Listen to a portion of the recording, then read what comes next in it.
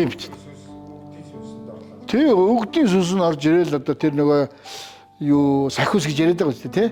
Тэр нь одоо тэрнтэйгээ яриад шүү. Тэгэл одоо тэр тэгвэл яг өөрийнхөө сүнсийг одоо бас тусдаа өөрийн сүнс байна шүү дээ. Тэр өөрийнхөө сүнсийг бүр хүчилсэн. Тэр энэ сүнс чинь жинхэнэ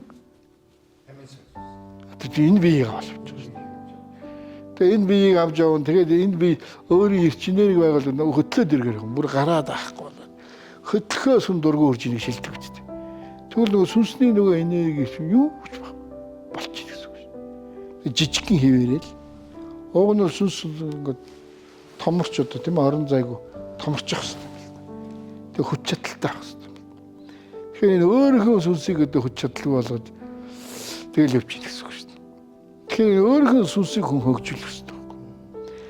Хоёрт нь одоо тэгэл гадны тирим мэрэгэл гадаа тийм ээ одоо ингээл басаа сүнс яриад байна. Тэд тэгэл яаж хаанаас одоо яагаад тийм төшгөн болчихсон тийм ээ? Яагаад одоо тирим мэрэг болчихсон? Гэл асуудлууд яригдж байгаа шүү тийм биз дээ. Явган сүнс судлах гэж ер нь бол.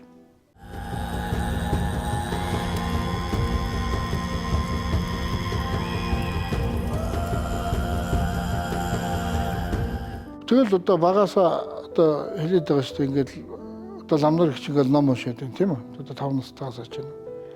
Тэгвэл яг л адилхан шүү дээ. 5 настайгаас эхлээл 13 хүртэл 9 сүнсэнд ирсэн байгаа. Тээж өвчсөн байгаа. Тэг зовлон гусдаг. Зовлон гусдаг. Тэг зовлон сүнс тээж ирсэн тэг зовлон гусдагсны дараа стратагаа тэгээд ахиж өөрийнхөө энэ үүл тарихгүй тийм ээ?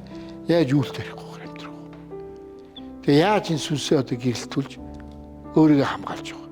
Сүнсээ гэрэлтүүлчихвэл тэгээд ерөнхийдөө өөрийгөө хамгаалтанд авч эхэлнэ шүү дээ. Өөрийнхөө орон байрыг гэрэлтүүлнэ. Энэ нь бол одоо яг сургалтаар тэгэл явчихт юм л та. Тэгэл одоо хүн яаж одоо ламнар яаж ном уншаал одоо өдөр шөнөгүй ном уншаал тийм ээ? Одоо ингээл өөрийгөө хичээгээл ингээд явдаг шүү дээ тийм үү? Ном эрдэмтэй болдог яг тэрнтэй л адилхан. Үгүй яаж одоо тэрнтэй л адилхан хөдөлмөр хэрэгтэй. Өөрийгөө яаж гэрэлтүүлэх вэ? Угаасаа өөрөө тэр сүнс чи өөр ариун юм байт юм л. Цагаан. Тэгэхээр юу шаарддаг вэ? Угаасаа хүссэн хүсээгүй л та тэр ариун 5 цагаан сэтгэлийг л хүсдэг.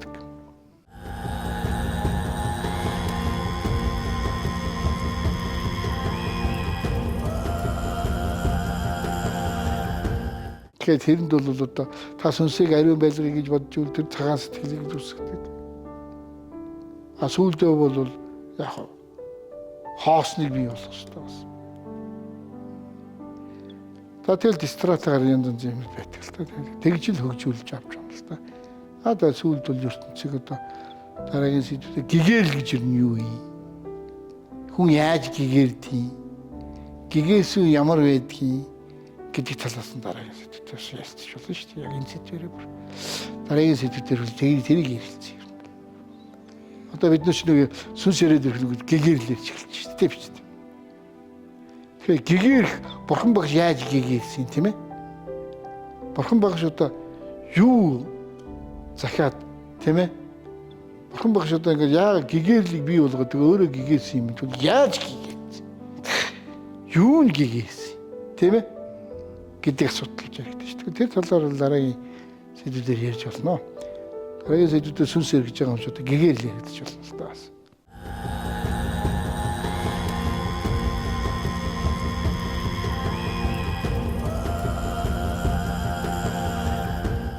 Тэгэл одоо гэгэрийн сүнсээ гоё авч явъя тийм ээ.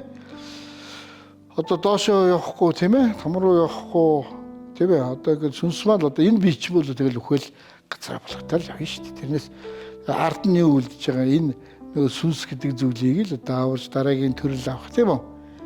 Төрөл авахгүйгээр яаж тийм ээ? Одоо энэ нарны аймагаас яаж явах вэ? Гэдэг л асуудал гэж яригдсан шүү дээ. Тэгэхээр ийм хорвоогоо дүрлэх шүү дээ. Тийм биз дээ. 8.5 тэрбум гэдэг чинь. Бурхан багш яагаад гэгээсээ яг адилхан шүү дээ. Тэгэхээр одоо 21-22 дугаар зууны гэгэрл бол яах вэ тийм ээ? Энэ цагт одоо ямар яаж гэгэрх юм? Аргачлалууд мэс өөр ахна шүү дээ. Гэрлийн эрен төв гэдэг маань болохоор юу гэж юм гэхээр хүний өөрөө гэрэл энэ би өөрөө сүнс өөрөө гэрэл байхгүй юу? Сүнс өөрөө хоосон шүү дээ. Хоосон дээр гэрэл. Тэгэхээр биднээс бол одоо яг сүнсээ хайна гэдэг чинь хоосон. Одоо чинь арга бэлэг байна шүү дээ, тийм үү? Арга бэлэг гэдэг чинь махан бие. Нөгөөх нь яг хий бие юм шүү дээ. Тэгэхээр хий бие гэдэг нь одоо зарим нэг нь одоо хий бие гэдэг нь хөдөлгөөний хэлээд шүү дээ, тийм ээ? Яс. Хийгэр шүү дээ. Тэгэхээр яг нэг арга нь махан бие хийн яг бэлэг байна шүү дээ. Цаанад өөр юу вэ? Бас нэг битүү шүү дээ. Арга бэлэг гэл тэгэхээр ч одоо зовлон баригдал явах шиг. Арга бэлэг чинь зовлон жаргал шүү дээ. Тэгэхээр ч яг энэ үндсээр ингэж ярил биднээс чинь бол одоо 1 2 цифруудад орчиж байгаа шүү дээ. Тэгэхээр нөгөө цифрийн тайллууд байна. Тооны тайлал байна. Тооны онолууд орчих. 1-ийн онол, 2-ийн онол, 3-ийн онол. Онлын одоо хожим бас яриад өгч болно. Яагаад одоо энэ гурвалжин буюу тийм ээ? 1-ийн тоо юу вэ? 2-ийн тоо юу вэ? 3-ийн тоо юу вэ? 4-ийн тоо юу вэ? 5-ийн тоо юу вэ? 6-ийн тоо юу вэ? 7-ийн тоо юу вэ? 8-ийн тоо, 9-ийн тоо, 10-ийн тоо, 11-ийн тоо, 12-ийн тоо. Энэ бүгдийг л одоо хилээд өгч шүү дээ. Тэгэхээр одоо 12-ийн тоо гэдэг чинь 12 жил байж. 12 цаг байж. Тийм шүү дээ. Тэгээ 12 одоо өдөр байж. Тийм шүү дээ. Гэх мэтчлэн 12-ийн тоо юу вэ? Шүн нөрөө гэж хэлээ шүү дээ. Тэгвэл одоо 666 гэхээр юу вэ? 6-ын тоо юу вэ? Тийм ээ? 666 гэхээр юу гэж байна? Тийм шүү дээ. Чөтгөрийн юм эхэлж байгаа шүү дээ. Тийм. Тэгэхээр энэ одоо юу ямар ч 4-ийн тоо ямар ч 2-ын тоо юу вэ? 3-ын тоо юу вэ? Ингээл энэ чинь бүр онлоор байгаа юм чи цифрүүд. Одоо тоонууд сондгоо тоо, тэгш тоо, 9-ийн тоо ямар ч вэ? 13-ын тоо ямар ч вэ? Ингээл. Тэ. Гэх мэтлээ энэ чинь тэгэл хайллууд нь байгаа шүү дээ. Хэлэлгүй шүү дээ. Тийм ч одоо тэгэл дотроо бүр им гэж ялсан шүү дээ. Тоо гэж. Сондгоо тоог нь нэр гэл одоо тэр доктор нэг дулам гэдэг нэг хөгшин бит тэр бол хэлжлээсэн дээр. Тоог бол одоо имээр нь ялгадаг яг үнэ. Тэр яг бас үнэ хэлжлээ.